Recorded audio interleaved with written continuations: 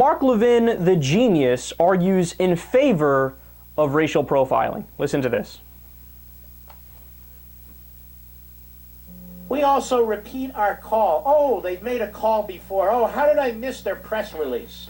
We repeat our call for members of the Senate to endorse the End Racial Profiling Act, which would eliminate profiling based on race. Now, why would we do that? Why would we end racial profiling for law enforcement purposes? Are we all supposed to be Helen Keller? Who argues that? Like, even if you believe that, you have to know it's so stupid you should probably keep it to yourself. Now, he goes on to create a straw man too, by the way, where he pretends like if there's a white guy or a black guy committing a crime, that you're not allowed to say over the radio if you're a police officer that it's, you know, that race of person or ethnicity of person. Yeah, but that's not what they mean, end racial profiling. It's not like you can never mention any race ever. Obviously they don't mean that, but he creates the straw man. And by the way, what he was talking about here is a letter released by one of the biggest Islamic groups, American Islamic groups.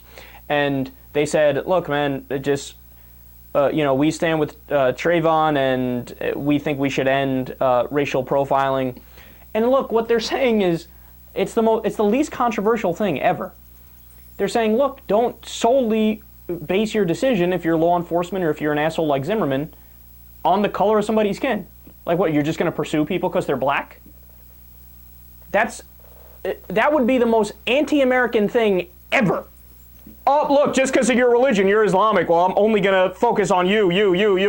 Or, oh, look, a black guy, got to be guilty.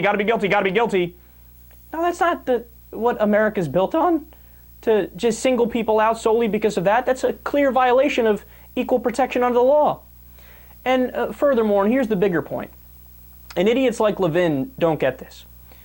These guys look at the crime statistics, and they go, well, that proves black people are inferior because a disproportionate number of them are locked up.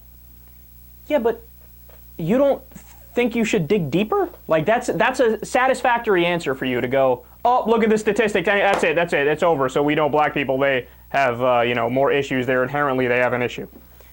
No, but see, that's the whole field of sociology is to look further into that. And you know what they find out? So, for example, when it comes to drug crimes, black people, white people use it at the same rate, but black people get arrested 4 times more often.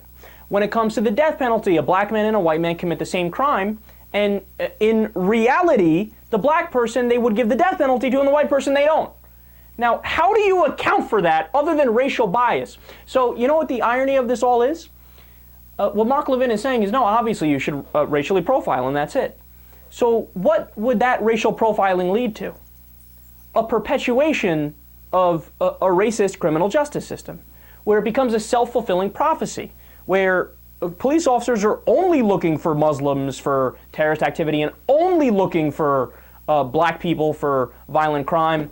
And as a result, they only arrest those people. And the white people are running out the back door, getting away with it, right? Look, I told you my personal story about this 1,000 times, where I grew up in a very diverse area. When you go to the North End, which is predominantly white, for a high school party, you can do fucking keg stands on the lawn. Nobody bothers you. Cops never patrol.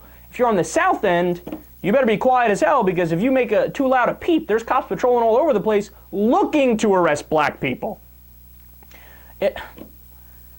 It's amazing to me that they don't get these basic truisms. And by the way, here's another interesting point. So remember the Great Recession of 2008? We had massive amounts of corporate criminals. People committing fraud, over-leveraging, pushing predatory loans, crimes after crimes after crimes. The laundry list of crimes was absurd. And you know what they did? They got bailed out. The government rushed in with our taxpayer dollars to bail them out, and nobody was prosecuted. Yeah, but do those crimes not count? No, of course they count. And if anything, they're actually worse than a lot of crimes that happen in minority communities. Why? Because these are people who tanked pension funds, robbed pension funds, right? Destroyed people's life savings. Again, I almost don't even like coming out here and refuting people like Mark Levin, because his points are so silly on their face that why should we waste our time? Like, he's obviously not interested. He's not searching for truth. He's not looking for what's correct and what's incorrect. He's out there to push a prejudiced agenda and say, well, of course you have to stereotype and say he's black, so you got to look at him with more scrutiny. Only a fool would say that. But I guess I answered my own question. That's what Mark Levin is, a fool.